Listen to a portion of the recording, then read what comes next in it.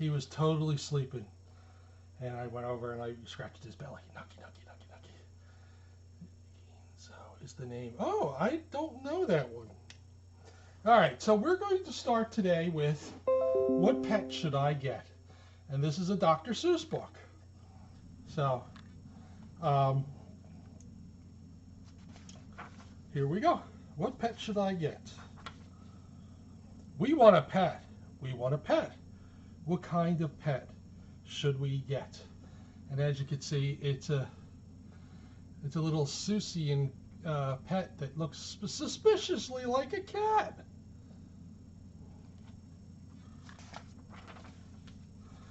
Dad said we could have one. Dad said he would pay. I went to the pet shop. I went there with Kay. And so we went in. Why, thank you, Jazz.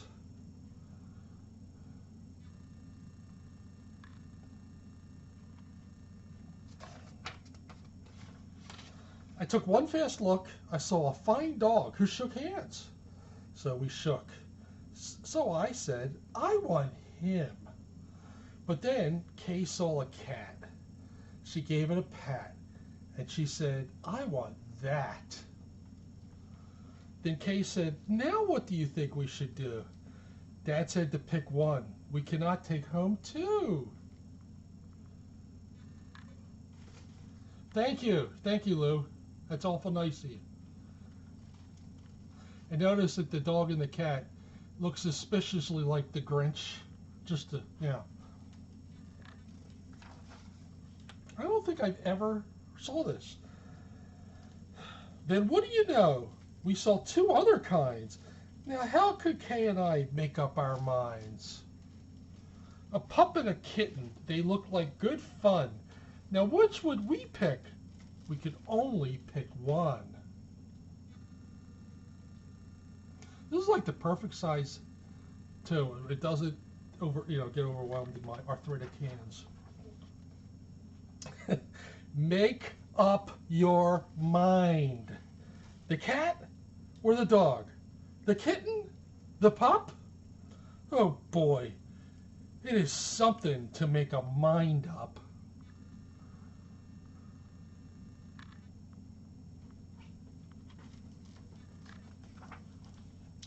Then I looked all around.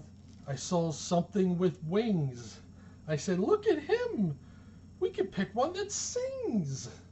But then, look over there, said my sister Kay. We could go home with the rabbit today.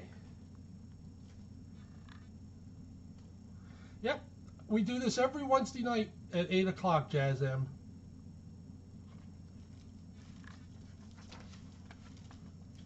Then I looked at Kay. I said, what will we do? I like all the pets that I see. So do you. We have to pick one pet and pick it out soon. You know Mother told us to be back by noon. I have never, ever saw this book. This is actually one of Bonnie's books.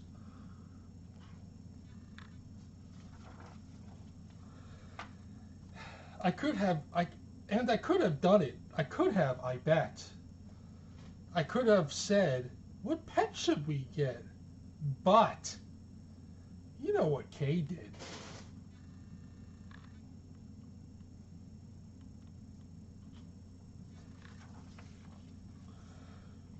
Do you know what she did? She said, fish, fish, fish, fish. It may be a fish is the pet that we wish. Hello, Deb. Oh, she's not on as Lost Girl. Wow.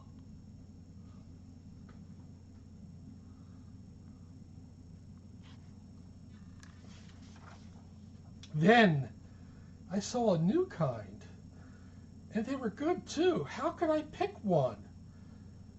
Now what should we do? We could only pick one. That is what my dad said. But how could I make up that mind in my head?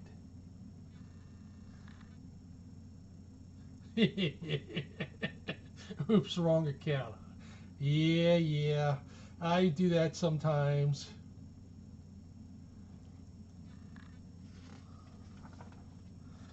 Make up your mind. Pick a pet fast, pick one out soon. Mother and Dad said to be home by noon.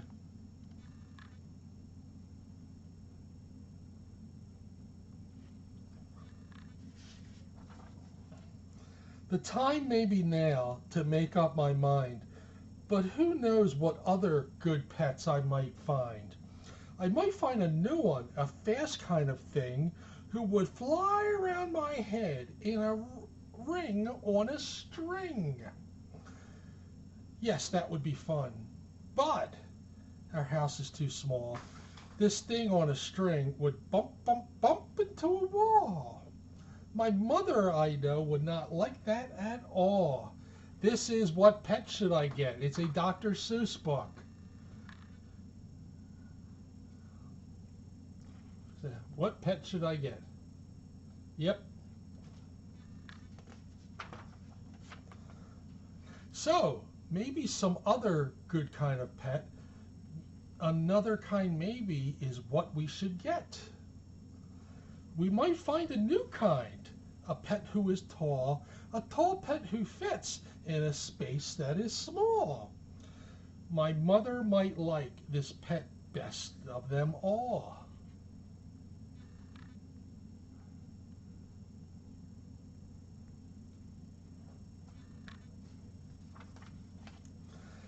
If we had a big tent, then we would be able to take home a yent. Dad would like us to have a good yent. But how do I know he would pay for a tent? So you see how it is when you pick out a pet. How could you make up your mind what to get? But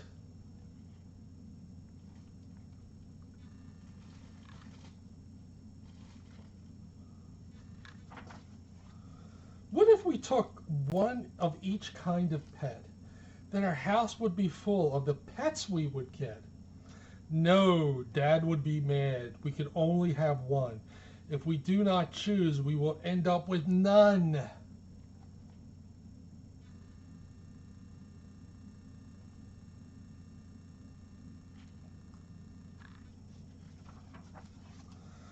I will do it right now. I will do it, I said. I will make up my mind.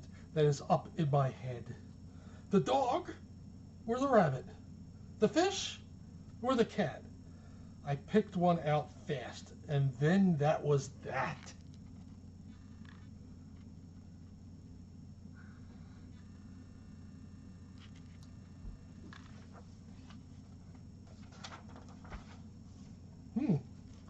Doesn't tell you what pet that they picked out.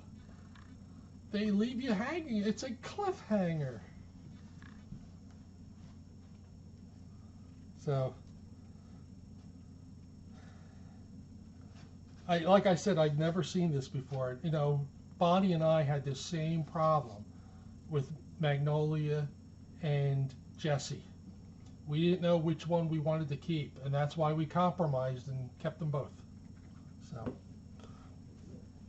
all right. We're going to change the change around the no, we don't find out, Lost Girl. It's a cliffhanger. This is called The Dragons Are Sleeping Tonight, or Singing Tonight. All right, with a real cool looking dragon on it. Hopefully I won't run into any problems like I did last week. I don't know if you guys remember that hello, Mark. There was some controversial subject matter in one of the books from last week. All right. I'm an amiable dragon. I'm an amiable dragon, and I have no wish to scare. Do not tremble at my presence. Do ignore my lethal stare. Do not fret about the fire I unleash into the air. You are free to pass unchallenged, but only if you dare. Look how big that dragon is. Look how little that castle is.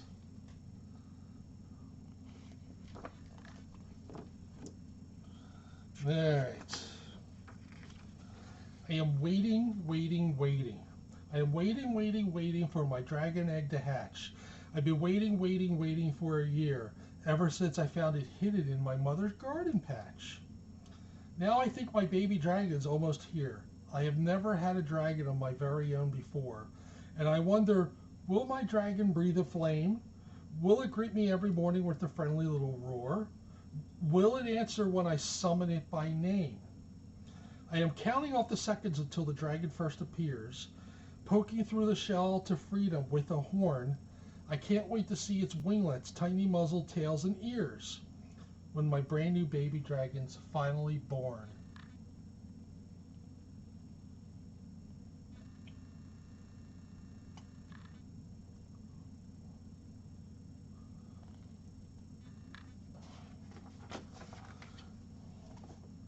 If you don't believe in dragons, it is curiosity true. If you don't believe in dragons, it is curiously true that the dragons you disparage choose to not believe in you.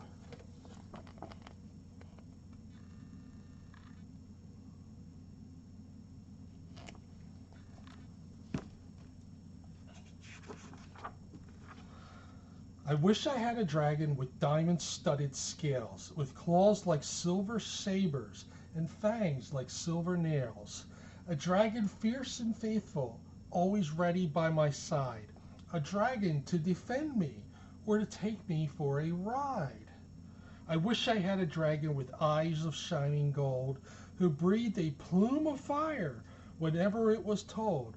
A dragon so ferocious it might frighten Frankenstein, but not a lazy dragon who sleeps all day, like mine. Dragon, cat, same thing, right?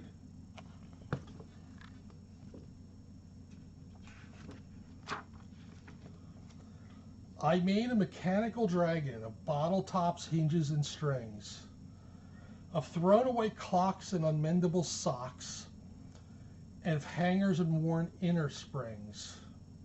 I built it of cardboard and plastic, of doorknobs and cables and corks, of spools and balloons and unusable spoons and rusty old shovels and forks. It's quite an unusual dragon. It rolls on irregular wheels. It clatters and creaks and it rattles and squeaks, and when it tips over, it squeals. I tried to control its maneuvers. It fails to obey my commands. It bumps into walls till it totters and falls. I made it myself with my hands.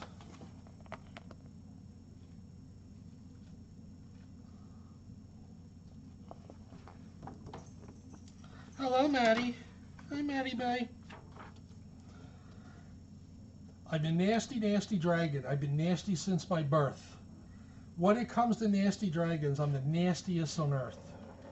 I have a nasty, nasty temper, and my breath is nasty too. I was nasty to my parents. I'll be nastier to you. It's my nature to be nasty. Nasty, nasty night and day. I will act completely nasty if you're in my nasty way. Yet I largely passed unnoticed as nastily as I go by. I'm a nasty, nasty dragon, just a nasty half-inch high. You know, that little poem could be like Nugget, you know, the little attitude, and he's like the smallest cat here. All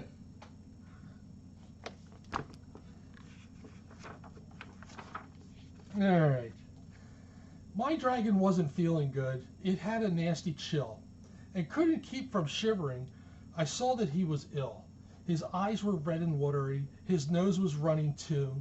His flame was but a fizzle, and his cheeks were pallid blue. Oh, thank you, Kizzy. Thank you. I took him to a doctor just as quickly as I could, a specialist in dragons, and she's in our neighborhood. She took his pulse and temperature, then fed him turpentine and phosphorus and gasoline. My dragon's doing fine. This is a cool little book. I like this book too.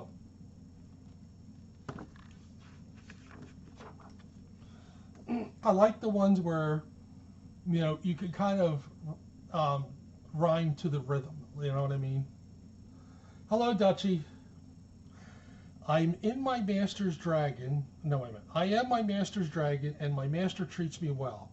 He calls me when he wants me, and I answer to his bell. He feeds me puffs of pastry to reward me for my deeds. And according to my master, I have all a dragon needs. My master fails to notice, though I know that he is smart, the incalculable sadness deep inside my dragon heart. But I am not complaining. I have no sorry tale to tell. I am my master's dragon, and my master treats me well. Oh, you're welcome. It's good to see you too, Ms. M.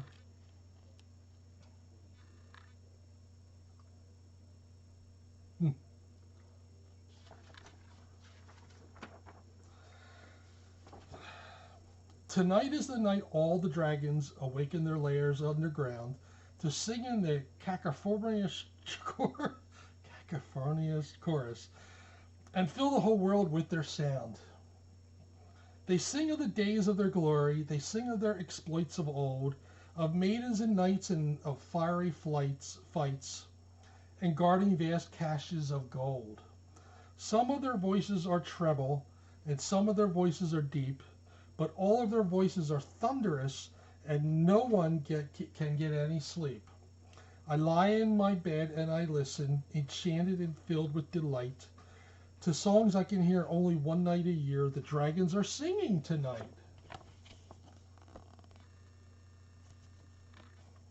There.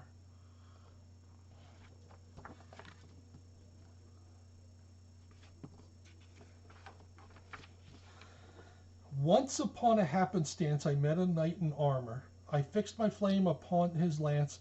It was a 4 alarmer. That's a short and sweet one. Look at the little dragonettes at the bottom.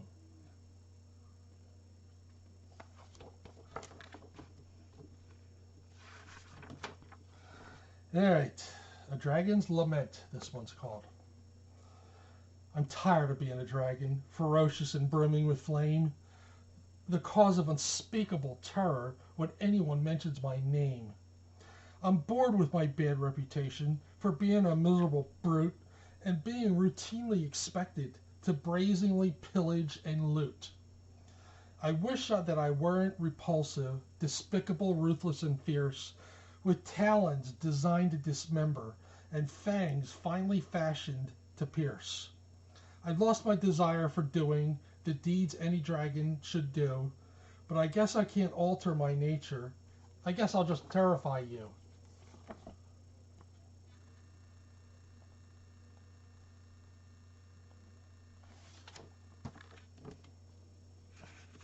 All right, this is called I Have a Dozen Dragons. I have a dozen dragons. I bought them at the mall. I keep them in my closet. It's fortunate that they're small. Their horns are red and silver. Their scales are green and gold. All of them are beautiful, and all of them are bold. They eat vanilla ice cream and pickles mixed with ink. They run around the kitchen and jump into the sink. They splash about the basin and flap their silver wings while breathing tiny fires that never burn a thing. When we go out on weekends and stroll around the block, the neighbors stare in wonder. They seem to be in shock.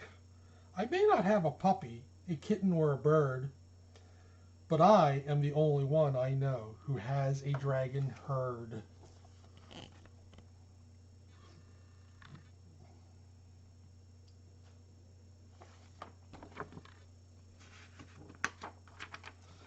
This one is called I Am Boom. I am Boom, the thunder dragon, taller than the tallest trees.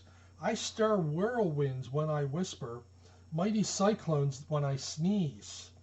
Fishes shiver in the ocean when I tread upon the shore. I make earthquakes and volcanoes when I roar, roar, roar.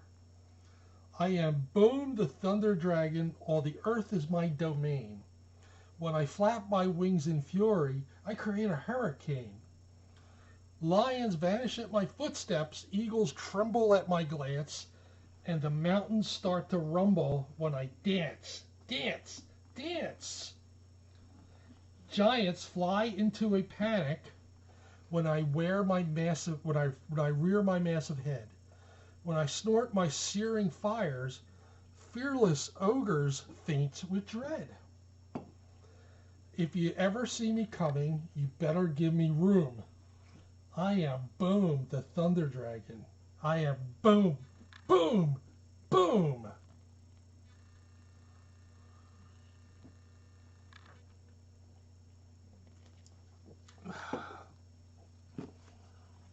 Hi there. Are you coming up? Oh, thank you. You almost knocked my soda over there, Camby. Camby has joined me. Can I, here.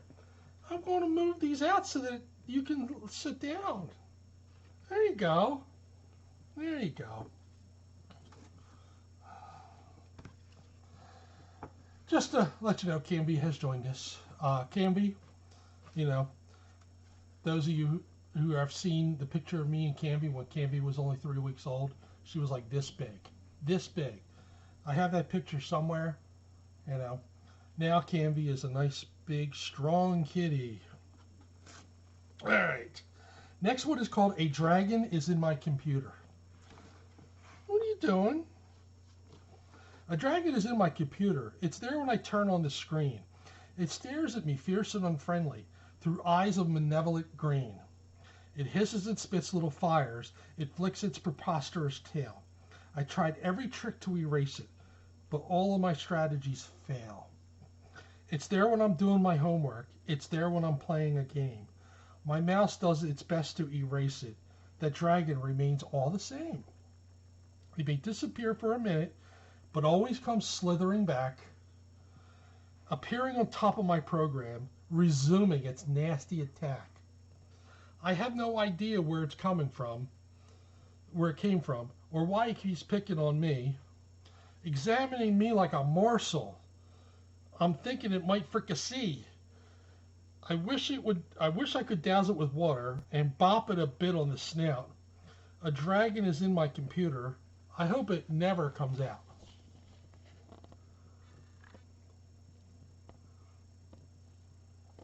Now, Camby is on my mask. Would you like to wear my mask, little Camby? Next one is called I Have a Secret Dragon. I have a secret dragon who is living in the tub and greets me when I take a bath and gives my back a rub. A scrub, actually. My parents cannot see it. They don't suspect it's there. They look in its direction and all they see is air. My dragon is very gentle. My dragon is very kind. No matter how I pull its tail, the dragon doesn't mind. We splash around together and play at silly things. That's when I'm finished bathing. It dries me with its wings.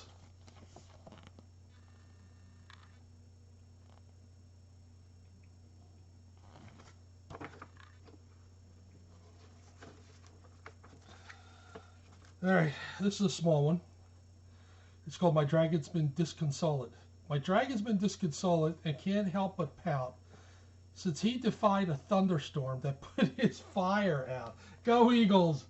Thank you, Stephen. I know who that is. I used to work with Stephen.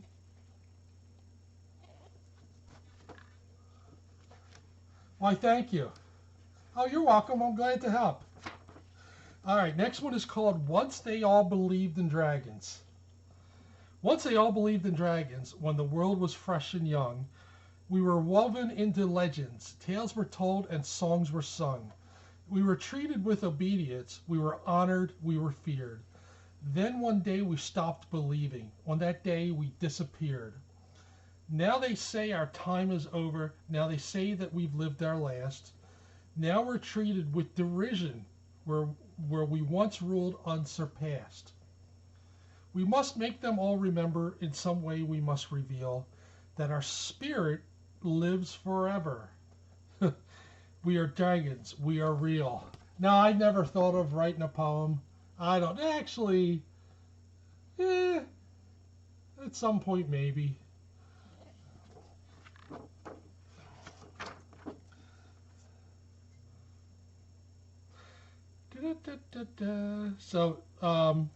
So that's the end of this. It just basically says, if you don't believe in dragons, it is curiously true that the dragons you disparage choose to not believe in you. So that is The Dragons Are Singing Tonight. Which actually, you know, I thought that was pretty fantastic. All right, next one.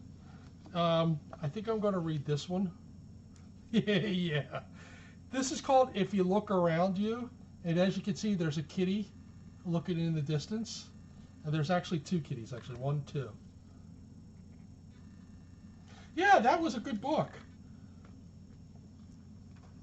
Shame that Bonnie's not here for me to critique it. You know, today is 2-month anniversary that she passed. All right, a point is the first star in the sky when night comes. This is probably going to be a quick book because it doesn't look like there's a lot of pages. 2 points are Charlotte and her dog running in the fields, and you can see Charlotte and you can see the dog all the way in the distance. I don't know if you can see it on the camera, but they're right here.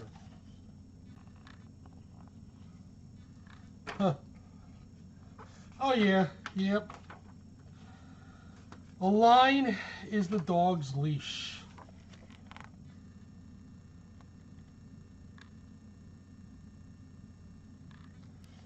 It's still kind of weird though to go home and the house is all quiet. You know, she usually tells me, you know, oh, you did a good job on, you know, the books, and you know that was really good, and you know, so it's kind of weird.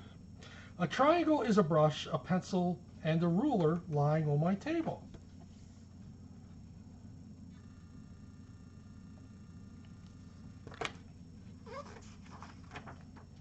A circle is what you see in the water after you drop a stone.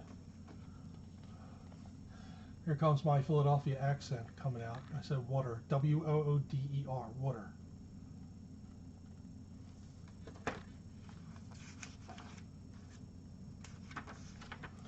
A square is the magician's handkerchief.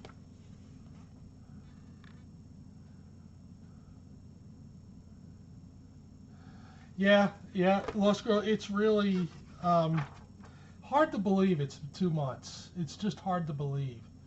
I am kind of glad that we're over the Christmas holidays, because there was some pretty bad days there. So I'm trying to kind of thank you, Ed Power. I see you. Hello.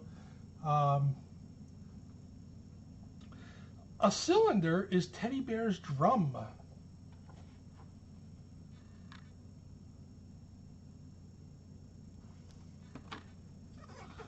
Canby is asleep here, just to let you know. A cone is what is left after you eat your ice cream.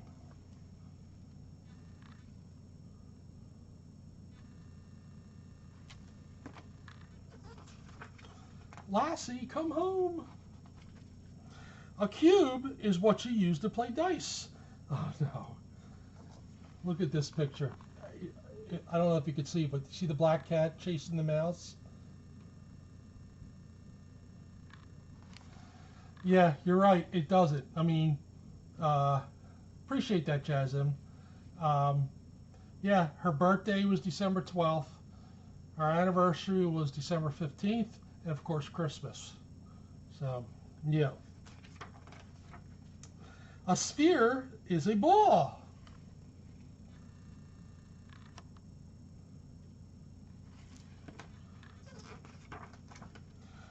Our world is a sphere, too.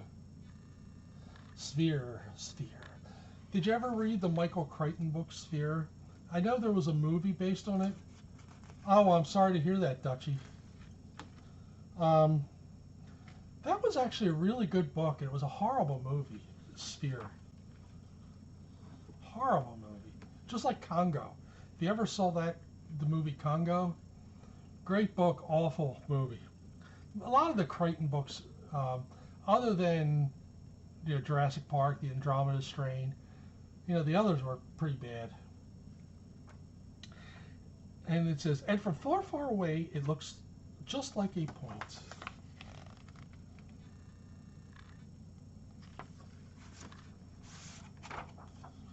think this book is just about done. Yeah.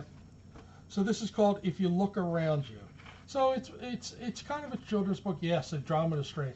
I never completely read the Andromeda, but I really enjoyed it.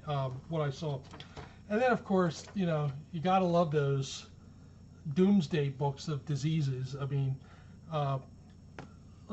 nothing beats The Stand. The Stand by Stephen King to me is the best one by far. I just love that book. I have not seen the miniseries that's out on the streaming site. I don't know. I don't really want to pay to see, The Stand, even though I'd love to also see the Star Treks. All right. The next book is called The Honeymakers. And I was mentioning, this is another bee book, and we were talking about bees a couple weeks ago. It says, it is springtime. 2 beekeepers have placed a beehive on a hill. Well, The Stand and it really scared me when I read that 30-something years ago. Hello, Magic. Magic has enjoyed this. There. Activity begins around the hive. The honeybees and the beekeepers are the honeymakers.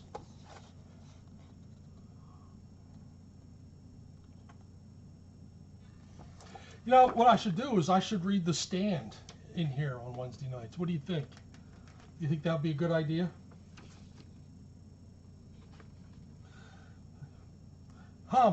Honeybees travel to and from the hive. Their earliest ancestors lived about 80 million years ago. The scientific name for honeybee comes from the Latin words apis mellifera, meaning honey bearer. Honeybees are social creatures. They form highly structured groups called colonies. In a colony, as many as 50,000 or more bees live together and work at their own special jobs. Yes. Hi, Magic. You going? He hasn't sniffed my shoes today. I don't know what I did to offend him. I read some of that, The Talisman. I never read the whole thing. Many honeybees like to make their homes in dark, enclosed places.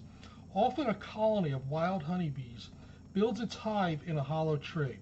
Honeybees cared for by today's beekeepers live in box-shaped wooden hives.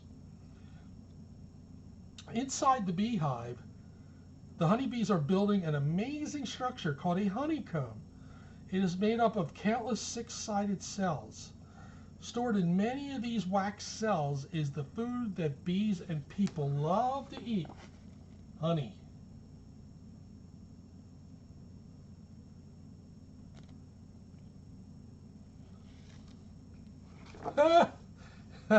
That's funny.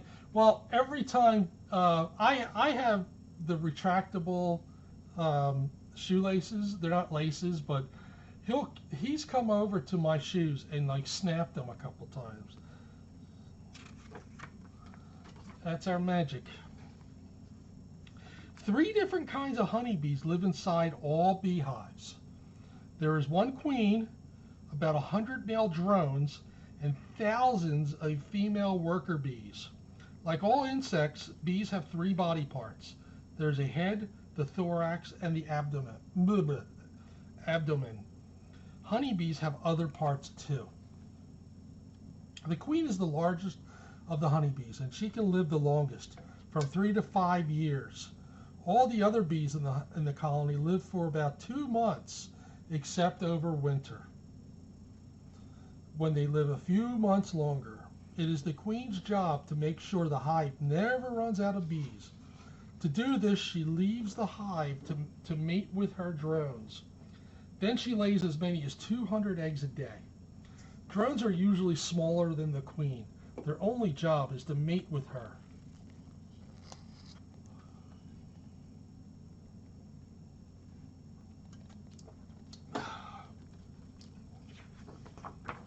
I have so many books at home because my my wife, who just, who passed away 2 months ago, was a teacher.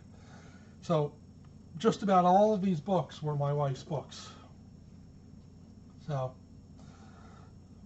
most cells in the beehive are used for storing honey, but some are used for the queen to lay her eggs.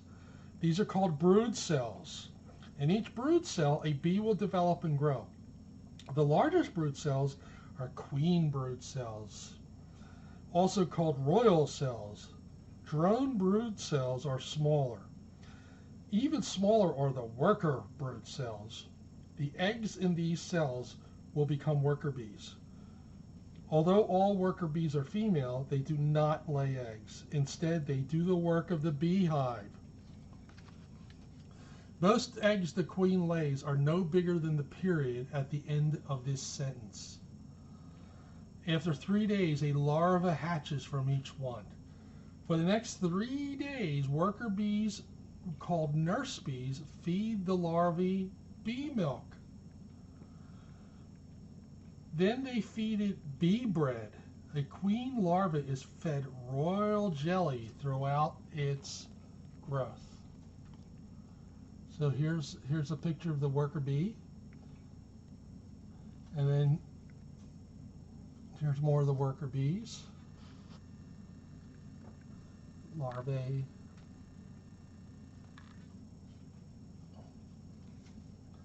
There. Each larvae grows quickly, then spins a silky cocoon around itself. Inside the cocoon, a pupa develops. A nurse bee seals the seal with wax. Little by little, the pupa changes. It begins to look more like an adult insect. This process is called metamorphosis. Queens develop in about 16 days from the time the eggs are laid. The metamorphosis of drones and workers takes about 21 to 24 days.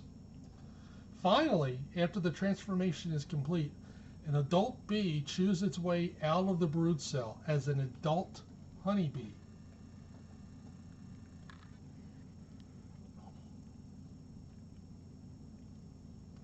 I don't like I don't like wasps. I mean, the honeybees are fine, but I do not like those yellow jackets. Ugh.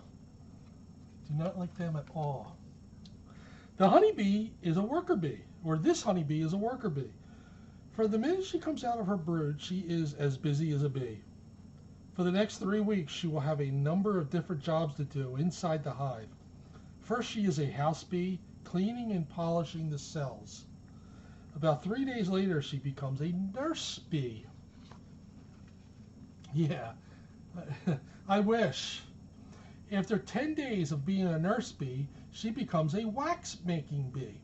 She makes flakes of wax in her abdomen and chews them to mold new cells or repair old ones. No, I have not run into those. I don't know if I want to run into those. Yeah. She makes flakes of wax in her abdomen and chews them to mold new cells or repair old ones. Wax-making bees are also in charge of storing the nectar and pollen that other honeybees bring to the hive. Other workers care for the queen. They are her court. They cluster around the queen to continually feed and groom her.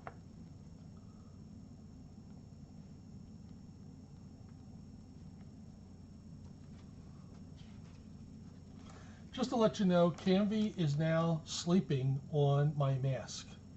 So, are you sleeping on my mask there, Canvy? I'm giving Canvy a little scratch. Where's your Canvy? Oh, Canvy. How's Canvy? I remember you when you were not even as big as your head. All right.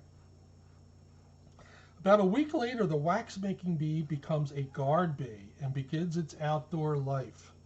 Guard bees protect the hive. They chase away intruders with their stingers.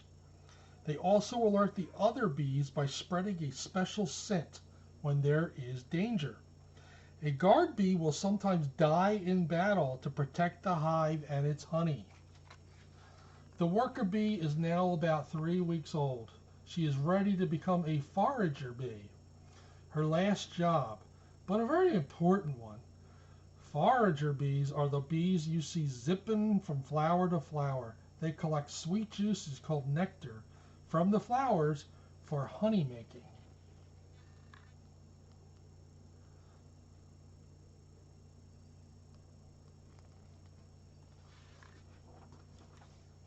Thank you, I appreciate that. At each flower, the forager bee collects nectar with her proboscis. She stores the nectar in a special part of her body called the crop, or honey stomach. This stomach is separate from her other stomach. As she goes from flower to flower, she comes into contact with a yellow powder called pollen. Some of the pollen is collected by little baskets formed by the special hairs on her hind legs. As the forager bee collects nectar, she carries pollen from flower to flower. This is part of a process called pollination. When she has visited many flowers and her crop is full, she beelines back to her hive.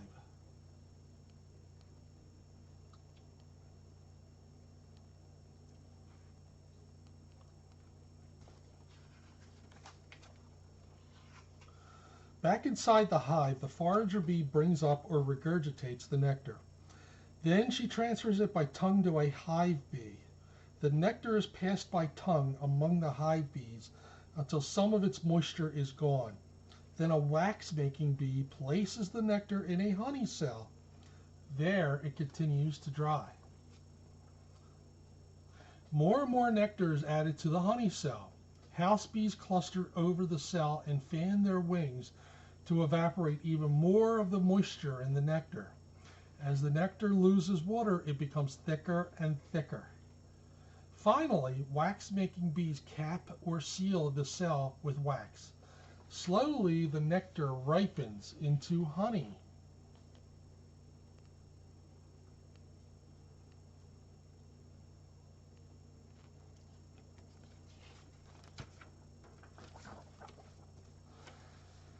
All right, this is called Dances of the Honeybee. First one is the circle dance. The forager honeybee circles in one direction, turns around and circles back the other way. This dance tells the other forager bees to look for new flowers anywhere within 300 feet of their hive. When forager bees return to their hive, they have a special way of telling the other forager bees of important discoveries, like a new location of flowers full of nectar and pollen. They do the dances of the bees. A forager honeybee can visit up to 10,000 flowers a day. All the nectar she collects in her entire life can make only about 1 teaspoon of honey. To make 1 pound of honey, it takes nectar from over 1 million flowers. Also, different kinds of honey come from different kinds of flowers. And then there's a dance here called the wagtail dance. This dance tells the other forager honeybees that the flowers are further than 300 feet away. The direction she dances while wagging her tail tells where the flowers are in relation to the sun. The number of wags per 15 seconds tells how far away the flowers are. I think that's fascinating. You know, just a communication, you know. That's very fascinating.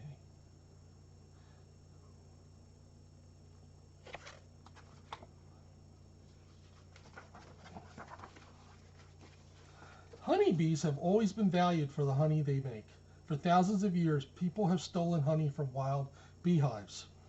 People became beekeepers when they began to make their own hives. Some used hollow logs. Others used clay pots. Later, in around 1500, European beekeepers started using upside-down basket hives called skeps. Then, in about 1850, the hanging movable frame beehive was invented. On top of the hill is a modern beehive. The beehive is stacked in sections. In each section hangs about 10 wooden frames where the bees build their honeycombs. To help the bees build their honeycombs faster, the beekeeper places wax foundations in the frames. Good night, Min Kitty.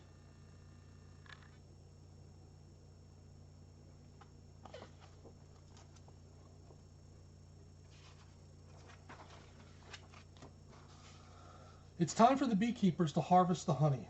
The honeybees have had several months to build and fill the honeycombs. The colder the winter, the more food they will need. The beekeepers move slowly around the hive. They wear special clothes and use special equipment to protect themselves from getting stung. Back at home in a shed, the beekeepers use a hot knife to cut the wax caps off the honeycomb. Then the honeycomb frame is placed inside an extractor. It spins around at high speed to remove the honey without breaking the honeycomb. The honey goes into a collecting tank.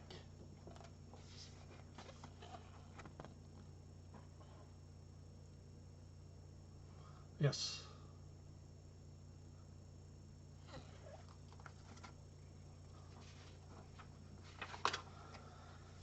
Next, the honey is filtered through a screen and a cloth to remove small pieces of wax.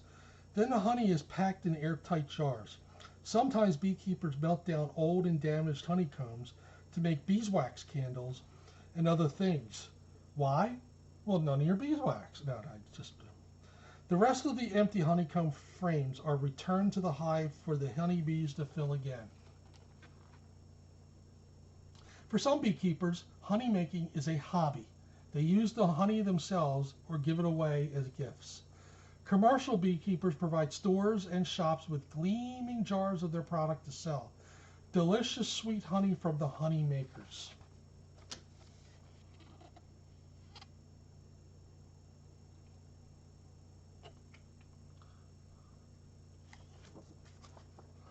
You know, if you have the cat named Crookshanks, if you catch the other one, shouldn't that be, oh God, I forget the darn Al in Harry Potter. Yeah, thank you. I'm here all week. Try the veal. All right, so then there's a beekeeper's yearbook here. So March, spring is coming. We uncovered the hive and inspected the bees again. Some days it gets up to 54 degrees Fahrenheit, and a few bees are out looking for nectar. April, another inspection. The worker bees are becoming more active. We see them hurrying to and from the hive.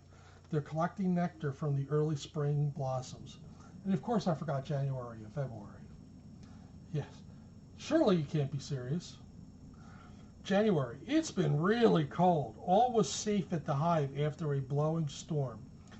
The bees stay clustered around their queen to stay warm, rotating from the outside to the inside of the cluster, where it is about 95 degrees Fahrenheit.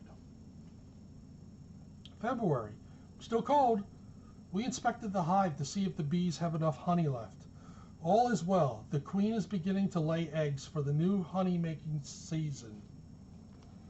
Let's go to May. All right. Lots of activity at the hive now that many spring flowers are in bloom. The hive must have become too crowded because the old queen left in a swarm with about half of the colony.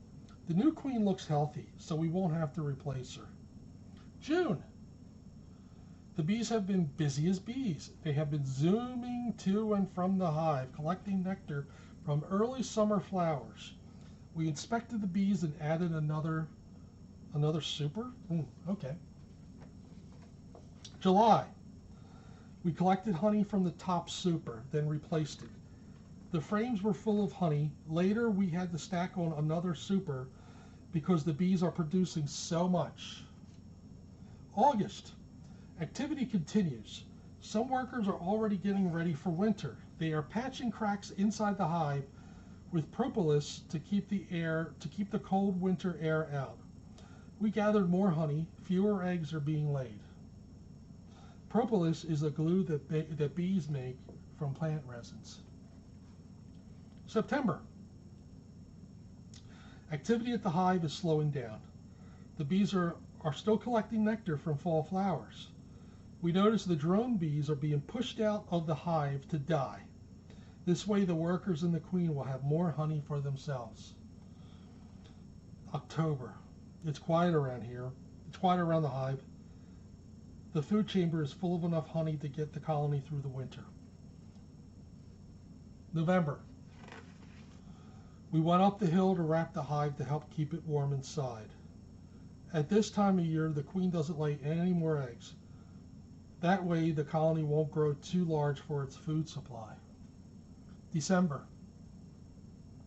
What a cold winter. We know the bees are keeping warm inside their hive by clustering together. They have lots of honey to live on, up to 40 to 60 pounds per hive. Hi, Keith. We gave beautiful jars of honey and beeswax candles as gifts for Christmas this year. All right, there's only one more page, and it's called All right, so a lot of on this page. First one is warning. Worker bees can give painful stings. When a honeybee stings, tiny hooks called barbs on the stinger keep it from coming out of the victim's skin. The stinger has poison on it. When the bee flies away, the stinger stays behind. The bee dies because its insides are damaged. So bees sting only when they or their hive is in danger. I'm doing good, Keith. How are you? Some people are allergic to bee stings, and if stung, can become very sick or die. Never approach a hive in the wild or a commercial hive unless you're with beekeepers and you're dressed for protection. If you get stung, tell an adult right away.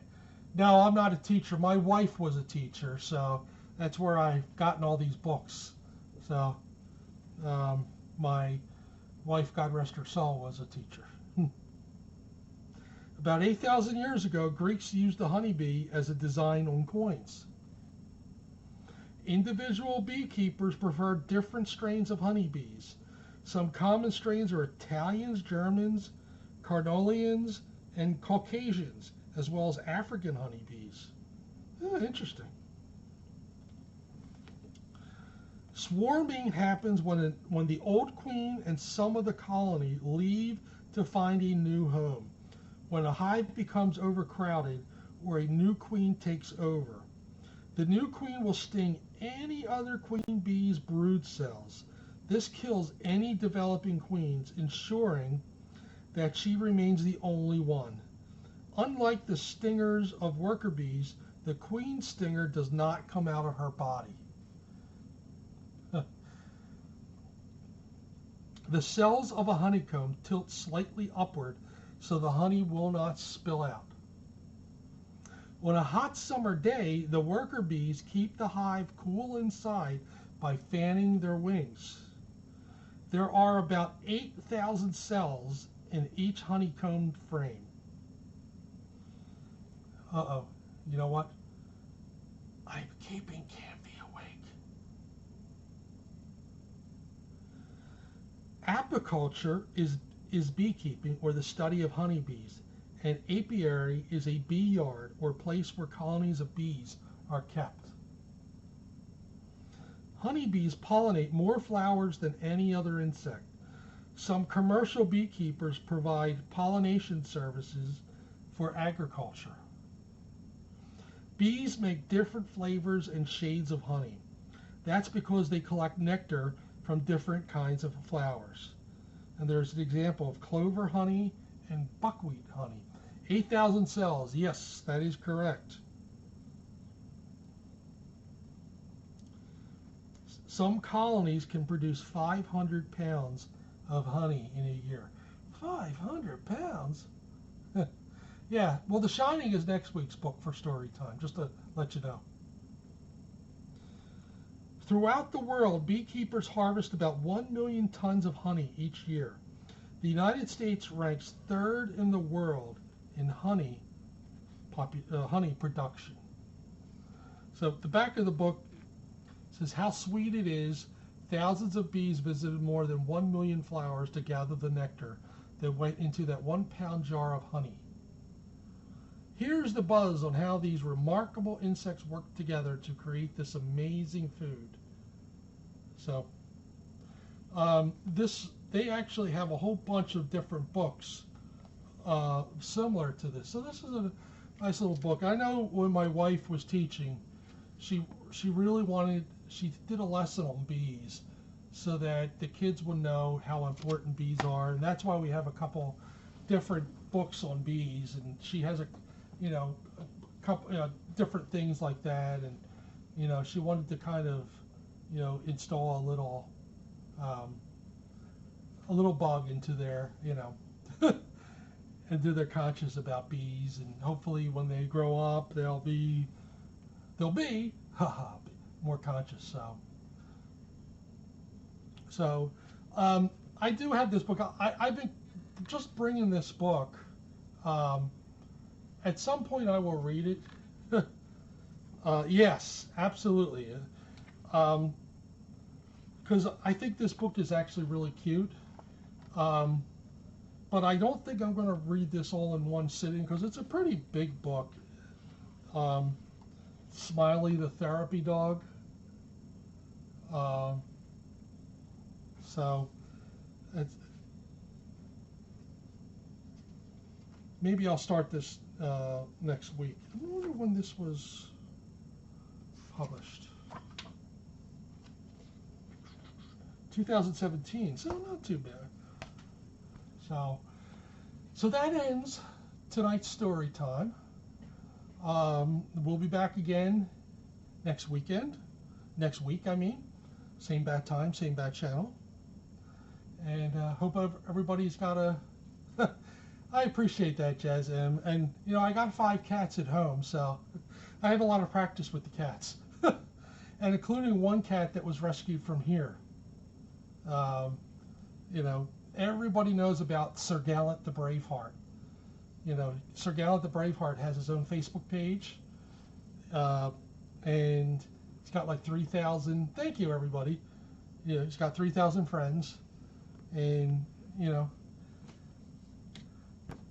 Gallant probably is one of the best success stories of FFRC that there is. So, thank you. I appreciate that. Appreciate that a lot, and it certainly helps me get out of the house, and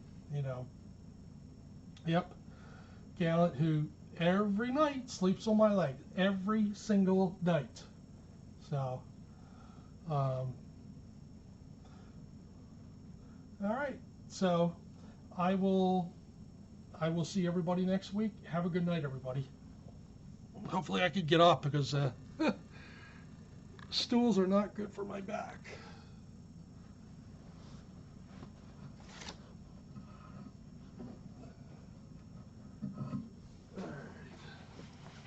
All right, kitty cats. Good night, MK.